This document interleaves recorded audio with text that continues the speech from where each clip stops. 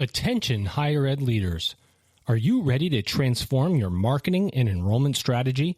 Don't miss Insights EDU, February 12th through 14th in New Orleans, the premier conference for higher education marketing and enrollment management. Spots are filling fast. Register now at insightsedu.com. Welcome to the era of the modern learner. Let's go! At Ellucian Live 2025, we're going to explore the magic of innovation. We want to imagine, believe, and achieve. It's happening April 6th through 9th, 2025 in Orlando, Florida, and we're going to explore technology, modernization, and artificial intelligence. Explore the latest technology solutions, discover industry insights, and make valuable connections as a global community. It's time to register for Ellucian Live 2025 at elive.ellucian.com. Do you want to accelerate your professional development? Do you want to get exclusive early access to ad-free episodes, extended episodes, bonus episodes, original content? That's right, original content, invites to special events, and more? Do you want to get all this while helping to sustain EdUp? Then go to edupexperience.com. That's EDUP experience.com and subscribe today. Welcome back, everyone. I am your host today, Dr. Lori Shanson, and I am here for the EdUp Experience podcast. Now, I typically am the podcast host of EdUp Accreditation, but I've taken some time off today to help Joe and Elvin out. And it's such a good day to have done that because I have 3 institutions represented today, and this is going to be an amazing discussion. So just so you know, I have President Joe Ross here, and he's from Reach University. In addition to, President Perlas, and she's with Siskiyous. All right, good. I'm doing well so far. And then we have Dr. Riddle, who's at Northwest Arkansas. So thank you all for joining me today as I fill in. I'm going to do my best to navigate this conversation, but I am excited. So first, I know, Dr. Riddle, you don't come by yourself. So can you please share with us the members of your team who are along here today with you? You can do that, Dr. Shenderson. To my left is Dr. Diana Johnson. She is our Senior Vice President of Learning. And then to her left is Dr. Justin White, and he is the Vice President of Student Affairs and Strategic Initiatives. All 3 of us work at Northwest Arkansas Community College. And thank you for the opportunity. You know, I appreciate it. And, you know, today it's really interesting because today, of course, everyone is voting today, and we're not going to be political, but I do want to talk about the impact of any political outcome on higher education because we've been worried about that. Are we going to have a Department of Education if we don't? So I'm curious to know, as leaders in higher ed administration or post-secondary education, however you'd like to call it, what are some of the things that are keeping you up at night relative to the impact of this election? So I'll start with you, Dr. Ross. All right. It is election day, and I think it's almost hard for anyone to concentrate on their day job, no matter where you're sitting. And yeah, I will say this: I know people on both sides of the aisle. My sense is, I think all of us probably do on this call, and my sense is that neither supporters of one or the other are going in today confident about the outcome.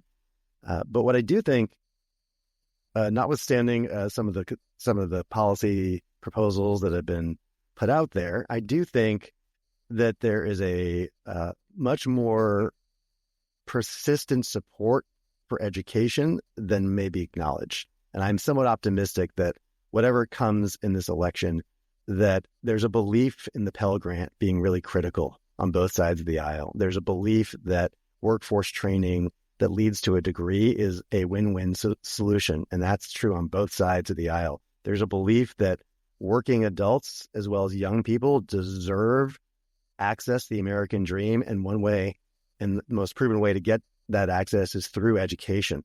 So I have I think we should have some reason for optimism amid the uncertainty.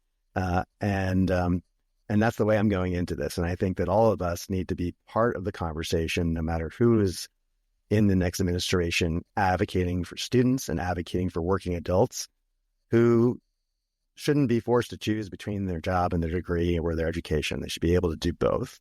And I think there's support for that. Thank you so much, Dr. Perlas. What do you think? Yeah, I'll take it from a different perspective. There is a lot of anxiety happening on campus this week. And yesterday, I sent the college some resources that can be used, that can be used to speak to students, that can be used as kind of coping mechanisms. We also have additional staff on board to meet with different groups, so students and employees, depending on what the outcome is. And what President Roth had mentioned, it could go either way. But I think there's anxiety on both sides, just not knowing how people are going to react. So in that sense, also, we have stepped up law enforcement that is going to be here on campus starting tomorrow. And I'm hoping that everything will go smoothly, but we can't foresee what's going to happen. So we're just taking extra precaution and really being intentional about providing support to our students. I love that, because these are interesting times, and we're preparing for things that we're not sure what we're preparing for, right? We just know things are different and they look very different than the past. So, President Rill, what do you think? What are your thoughts? Sure. I have two big ideas on this one. One, we talked about it during our cabinet meeting this morning, and that is some of the support that right now we're providing to our students and our faculty and staff. And that is we have extra counselors right now on staff to help with anybody who's dealing with any level of anxiety when it comes to anything regarding the election season and the unknown. Everybody handles at least the perception of change and what that change might be, and the unknown. Everybody handles it a little differently, and helping people not allow it to either paralyze them or to in some way cause them to operate in a just make it something other than a normal day. Even though we know it's not totally a normal day, we want to be able to make sure we can handle it emotionally and mentally and in all aspects of our lives. The other issue is that we approach it here, at least at the college. We acknowledge that there's a federal component going on, but there's also for us state and local. And oftentimes for us, those are even more important for us because those affect our dollars, those affect our day-to-day operations. Our trustees here are also elected by the community. So they're not appointed, they are elected. And so we have a number of seats also open on that end. So whether it's our local elections for trustees, our local officials, mayors, our state officials, and then also at the federal level, all of those elements for us are very important. But I would really emphasize, at least in our world, that the state and local elections are actually are more important to us because they really do impact our funding, and they also impact our capacity to address the needs of our community, whether it's workforce or whether it's community engagement. I love those answers from all three of you, because the theme that I found common is student support and making sure during this time the students are supported and that you have services in place to address any anxieties from the students and or the staff, right? Because it's so important to make sure that faculty and the staff members and everyone who's caring for those students or educating those students also has support. So thank you for that. I'd like to shift gears just a little bit right now because, I feel excited that I have three different perspectives and there's just so much to talk about. And I'd like to talk about, drum roll please, AI. And on my podcast, we've been talking about a few things, and we've spoken about my anxiety actually with AI, which has been decreased a little bit by virtue of my learning more about how it can be implemented for good. But, I think there are many like me who truly need more exposure and more education to wrap our heads around implications for AI, long-term and short-term. So I'm just curious to know any adoption on your campus, maybe any policy change. I'm just curious to know where you are with it right now. So let's go in reverse this time. So, Dr. Riddle, anyone on your team want to tackle AI? Yes. I'll kind of set the table for my colleagues here because each of them will have a few thoughts on this as well. We just recently did a presentation out in Seattle, and it was on topic of looking at higher education in 2035. And AI and big data had a big part as drivers of where we see the college being in 2035. And so I'm going to defer to Dr. Johnson first and then to Dr. White, and let them share through the lens of both academics and student services how we perceive AI impacting the college as we prepare to get ready for those future scenarios. So we have to acknowledge that we already have students and faculty using AI in various formats. And you have that whole spectrum of people. The ones that think Terminator will be here tomorrow, and those that are fully invested and engaged in using And so what we have done, we have updated our policies, our academic honesty policy to talk about how to use site AI. We're working on an academic AI policy to help provide a framework for our faculty in the classroom and when is AI appropriate and when it is not appropriate. And we're also investing some professional development dollars to bring speakers on campus to talk about AI usage and assessment and learning. And we hope to continue that over the next few years until we get people up to a comfort level. The overall view is that AI is a tool, and we've got to teach both our students and our faculty how to use that tool and use it well and ethically. And so that's our goal at the end of all of this. You want to speak to also some of the workforce AI training? Oh, yeah. So we are offering some non-credit AI training for workforce and how to use tools. There are 8-hour courses that you come for a day, and you basically get that immersion into the tools just to get you started in how to use it. We're also doing some AI workshops through our library for students and faculty to use it. And then we've got 3 certificate programs that are going to the state this year. One is on technical communications using AI. One is on data science, which is targeted at that person that's already in the technology industry, but needs to get the AI piece. They're already a programmer or whatever. And then the third one is for people like me who are 60 years old, need to learn AI and how it works and how I can use it in my life. Yeah, and it's important to note that the classes that we're offering to the community, those are already packed out. As soon as we open, they fill. So there's a significant appetite from our business community. Of course, we're located in Bentonville, a pretty robust region of the country as far as growth and dynamic, and the appetite is incredible. So how can I get in on these? And the courses are yeah, we definitely we could get you in. Dr. White can speak to a few things on student affairs. We don't want to dominate too much time, but I think this is good for your listenership to know what we're thinking about as we get ready for this on the different aspects of the college. And obviously on the student affairs side, we're fully embracing AI for better efficiency and customer service. So we have had the last 3 fall semesters 10% plus in enrollment growth. And so with that, we're having to have better ways of communicating with our students in pockets and make that individual experience truly for that individual student. So a few months ago, we signed our first subscription with ChatGPT.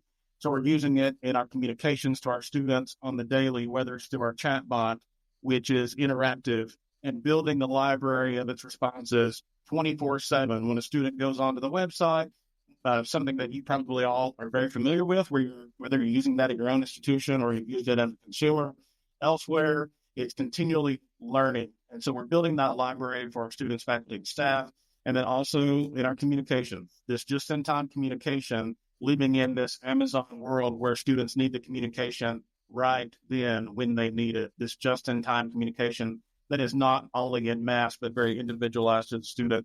And AI is allowing us to do that in a way that's customizable, but yet not manual in the sense that a person is doing it. We're building it, and then the system is supplementing that for us. Thank you.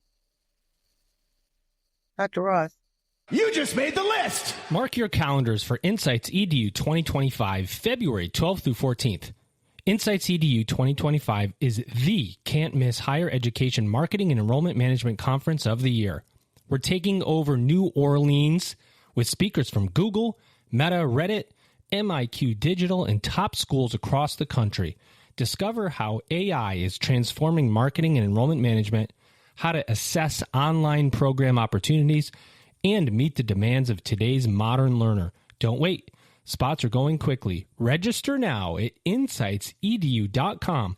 Welcome to the era of the modern learner. Let's go! Ellucian Live is taking place April 6th through 9th, 2025 in Orlando, Florida. You just made the list! Get ready for an unforgettable experience at Ellucian Live 2025. Join visionary leaders from institutions worldwide as we dive into groundbreaking ideas, cutting-edge solutions, and transformative best practices that will ignite your passion for innovation. This is your chance to connect, collaborate, and propel your institution into the future. Do not miss out. Let's go! Do you want to get exclusive early access to ad-free episodes, extended episodes, bonus episodes, original content, invites to special events, and more? Do you want to accelerate your professional development? Do you want to get all this while helping to sustain EdUp? Then go to edupexperience.com. That's EDUP experience.com and become a subscriber today. Well, I was having a conversation about AI a couple of weeks ago with our provost, Dr. Anastasia Wickham here at Reach University, and the insight that she had was we want our learners to understand that it's not necessarily that AI is going to take your job. It's that somebody who understands AI may take your job. And I think as we think about preparing the next generation for the workforce, we have to think about, are we preparing young people and working adults to live in a workforce where AI is integrated throughout in ways that we couldn't have imagined even 12 months ago. One of the things that we do, most of what Reach University does currently is prepare future teachers. And we have over 2,000 candidates across the country in 8 states, and all of them are job embedded. They're working in schools, and all of them are on their way to a bachelor's degree, and all of them have to take one course in computer science, even if they're going to be an elementary teacher. And one of the reasons for that is that this is a requirement of the state of Arkansas. It's actually something that should be said because we have an Arkansas institution here. Arkansas requires all teachers to be exposed to computer science, and we think that's a good thing. And so our candidates in California and Louisiana and Alabama and Tennessee and Colorado, they all get the same thing, and Arkansas has raised the bar for all of them because they all need to get computer science. And here's the thing to understand. AI is a subset of computer science. So if you really want to understand AI, it is helpful to understand computer science. Also, we really need more computer science in our K-12 schools. And so as a teacher training pipeline, our intuition is that the way to make a teacher competent and confident in computer science and AI is to start early at the pre-service stage when they're learning to be a teacher. Once you're already there are going to be some who go out of their way to learn about AI, but they're busy and they have lives and they have a job. But if you can catch them on the way to becoming an educator, you can actually expose all of them. And this is universal at our institution, all of these future teachers to computer science with a significant focus on AI. We're about to start apprenticeship degree programs in other fields like allied healthcare and behavioral health. And we've decided to include computer science in those pipelines as well, because the truth is AI is integrated across all industries right now. And so, for example, if you're working in a healthcare context and the system is telling you it recommends a certain type of medication, you as a nurse or some other type of professional, you will do better understanding why it's recommending that to you so that you can flag possibilities where it may not apply or it may apply. You need to understand how the AI was trained in order to be able to do that. So we're very much optimistic about the potential for humanity to meet the technology here, but it starts with the teacher pipeline, and it starts with institutions that are committed to providing training in those fields. Thank you so much. I mean, I am really trying to ask as many questions as possible. So I'm going to hit different areas, and I'm going to shift gears again. I have another area of focus that I'd like to cover, and that is, again, the C word of COVID. And I mean, we have experienced COVID. We've gone through most of the issues with COVID at this point, and now we're feeling the reverberations of the impact. And I'm just curious to know, what type of wraparound services or supports have you implemented? What are you seeing from the students that experienced COVID? How are they showing up differently? And then what are you doing to mitigate any challenges with these students is what I'm curious about. So, President Perlas, let's start with you this time. Yeah, so definitely living through COVID as a CEO, which was seems like light years away, but very, very challenging. And now what we've noticed here at the campus and throughout California, other California community colleges, and speaking to my fellow CEOs, is an increase in mental health. So the needs for supporting students with any kind of mental health crises. So we have implemented timely care as a instant way for our students to receive help. And then we also have personal counselors. We have a coach that actually works with the students, either one-on-one or in group sessions. So we've implemented a lot of different mental health resources and support. We've also seen an increase in support from our chancellor's office for basic needs. So for food insecurity, housing insecurity, we're fortunate to have, a lot of opportunities to apply for different grant funding and in order to support that. So College of the Siskiyous recently received a $32 million grant to build a new student housing complex, and it's specific for low-income students. So there's just a lot of different things that we have been able to implement in response to COVID. Is it enough?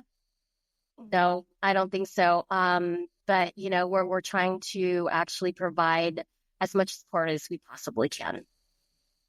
Thank you. Who'd like to go next? I can share from the student affairs side again. We're finding that people need people.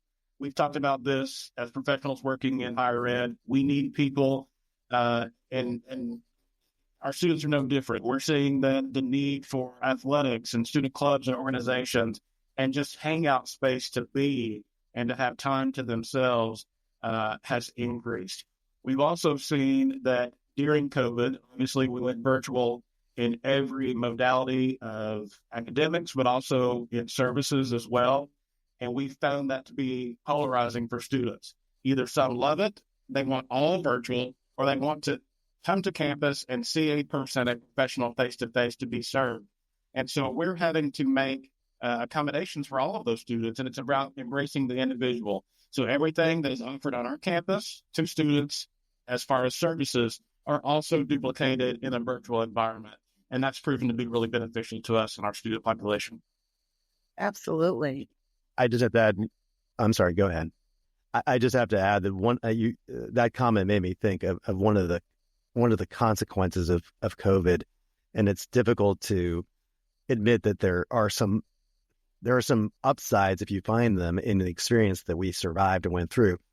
During COVID, so many institutions experienced what we're using now to hold class, Zoom, and it opened up the possibility of a different kind of face-to-face. It's not the same as being in the classroom, but it's definitely different in a synchronous Zoom with 25 students with a professor live together than it is just to do an online class that relies on asynchronous message boards. And so I think that we're seeing a kind of a new kind of higher ed, online higher ed, post-COVID, where many institutions are having their classes on Zoom. And look, it's not always perfect, but it is a face-to-face experience we're finding where there can be a lot of interaction and social capital that is built in a relationship where you meet every Tuesday, Thursday in a Zoom space as opposed to a physical space.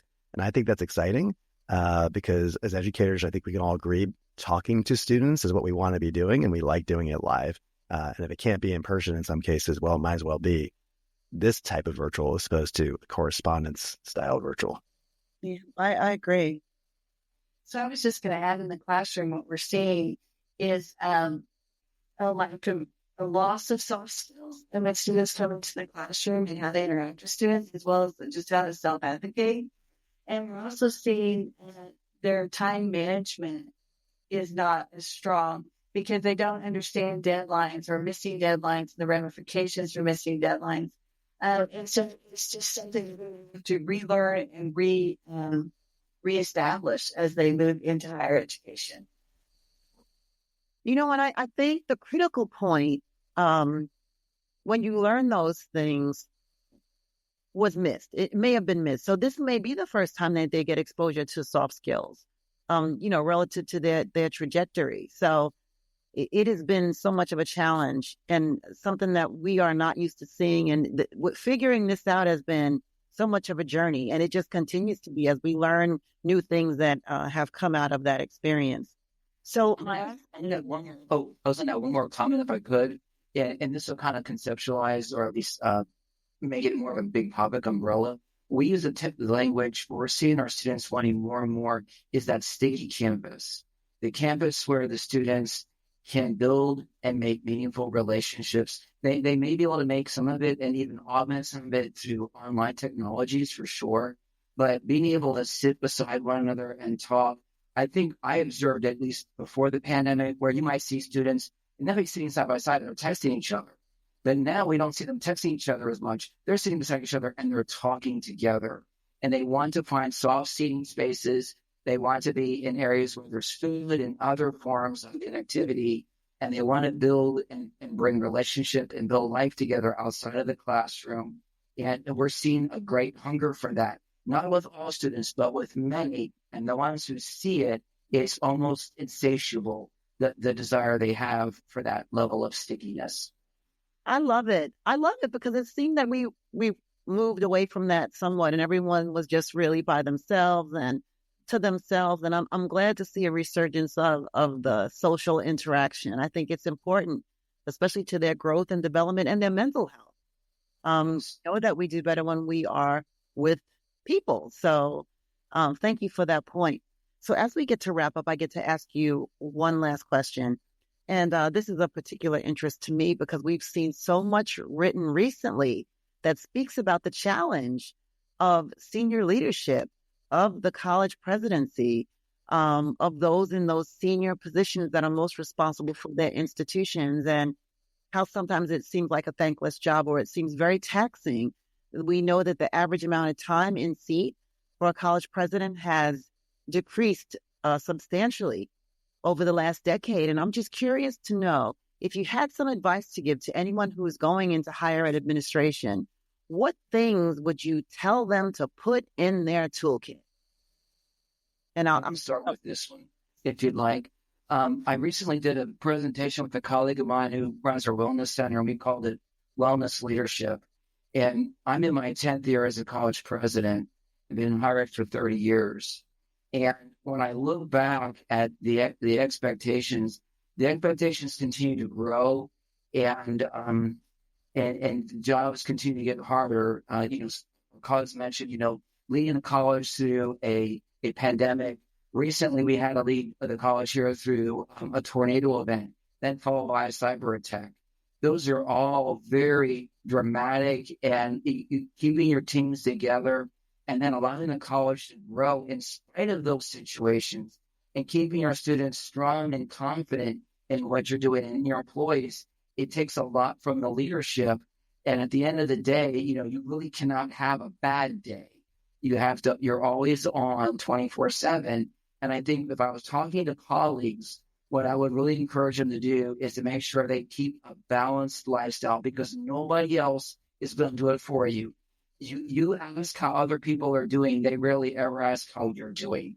I can probably count on one hand how many times one of my supervisors that has been trustees asked me how I'm really doing today. That's just not what people ask, or not more the employees typically. So I think it's an element where you have to be really careful with self-care And that comes to the physical side. So with wellness on the physical end, the psychological end, taking care of yourself psychologically, emotionally, and I would like to add even spiritually. I think all of those aspects of the human being are important. And if you maintain those, and I take times every day for solitude, where I spend time, I turn off everything, and I mean everything, and I just recenter and remind myself, Dennis, why are you here and where are you going? And if I keep those things in mind, it helps me remember what I'm doing here at the college and the big picture, because you can really get caught up in the minutia and the tyranny of the urgent, and it can eat your lunch and it'll shorten your time. It'll make you very ineffective. And you'll ask yourself in time going by, how did I become this way? I became this way because I didn't take time to take care of myself and remind myself of why I'm here and what I'm doing. Thank you for letting me share.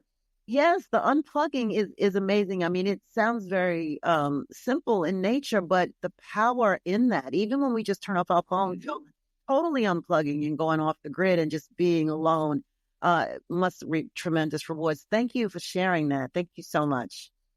My gosh, I appreciate the reminder, because I'm not good at any of that. I can tell you, it's so hard to unplug in this day and age, and I agree, and it's really necessary. I was thinking about what I think of as the roles that I hold, and I've begun to characterize them in 4 different buckets. And one of them, as Dr. Riddle just said, is absolutely wellness. I think of wellness in terms of physical, mental, and intellectual. And I am just better, I know, if I have time to read and write on a regular basis. If I don't do that, I kind of feel the same way I feel when I don't exercise, like I'm just not me. And so making space in your priorities for that. And for me, intellectual pursuit is part of my wellness, in addition to the physical and the mental and the psychological.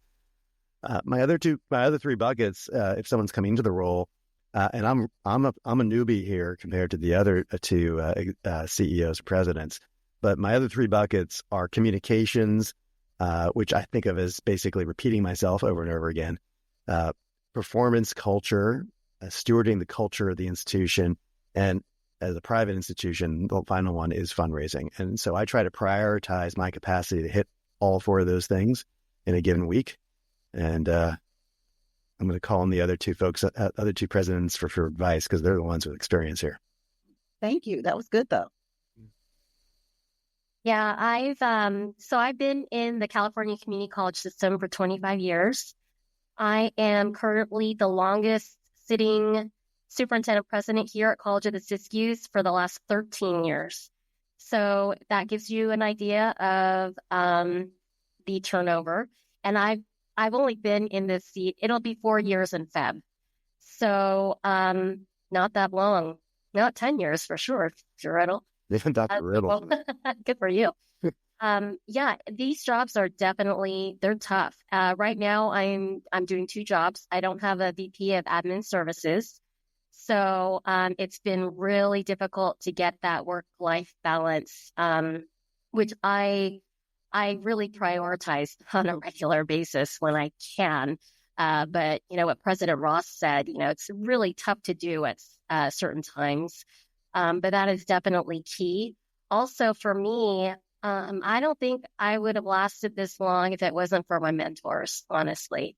I feel I am just super grateful for the mentors that I have. I was able to reconnect with a lot of them. I went to a retirement party on Friday in the Bay Area, and it just filled my cup. I was just so happy to see so many of them, and just knowing that they support me and they're cheering me on has really helped me stay motivated in this position, for sure. Well, I mean, I agree with all of those things, because I think having a position with so much responsibility, you tend to care for others. And to your point, Dr.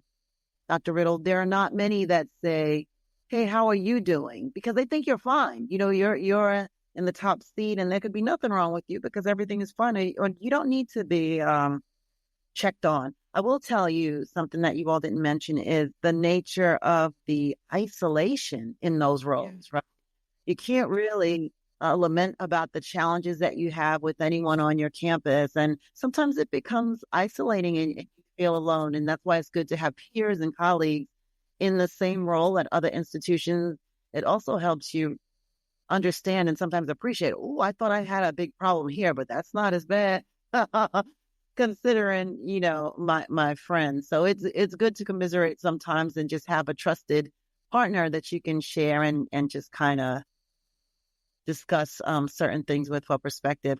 Well, listen, it has been awesome having you all here on the EdUp Experience podcast. There are so many individuals that are going to benefit from the conversation that we have today. And I know I've hit you all at bullet speed with these areas that we discussed, but your responses have been tremendously insightful. And, on behalf of the EdUp Experience host, Elvin and Joe, we appreciate the time that you took to have this discussion today. Thanks so much, Rob. Thank you. And listeners out there, you've just been EdUp again. And anything and everything that has to do with higher education can be found on one of the EdUp Experience podcasts. So you should meander over to wherever you find your podcast. I mean, there are a million places to find podcasts now. And if you go there and type in the EdUp Experience, boom, you'll be hit with everything that we have in our portfolio, including EdUp Accreditation Insights hosted by yours truly. And I'd love to have you over there checking us out. Until then, everyone stay safe. And thank you again for joining us for another episode. Now listen up. Insights EDU 2025 is almost here. Join us February 12th through 14th in New Orleans for the most anticipated higher education marketing and enrollment management event of the year. I like that. Imagine 3 action-packed days filled with game-changing insights, real-world case studies, and a hands-on workshop designed to transform your marketing strategy and boost your program enrollment. Learn from speakers at Google, Meta, Reddit, MIQ Digital, and top schools across the nation. Network with industry leaders, exchange ideas, and discover the tools to drive real results. This is your opportunity to stay ahead of the competition and meet the demands of today's modern learners. Don't wait, spots are filling fast. Mark your calendar, rally your team, and head to insightsedu.com to register now. The era of the modern learner is here, and you need to be part of it. We'll see you in New Orleans. Are you going to miss Ellucian Live this year? I don't think so. Exactly. So you might as well register right now at elive.ellucian.com. Ellucian Live 2025, April 6th through 9th in Orlando, Florida. Do not miss it. Do you want to get invites to special events? Do you want to get exclusive early access to ad-free episodes, extended episodes, bonus episodes, behind-the-scenes episodes, and original content? Do you want to accelerate your professional development? Well, you can go to edupexperience.com. That's EDUP experience.com and become a subscriber today.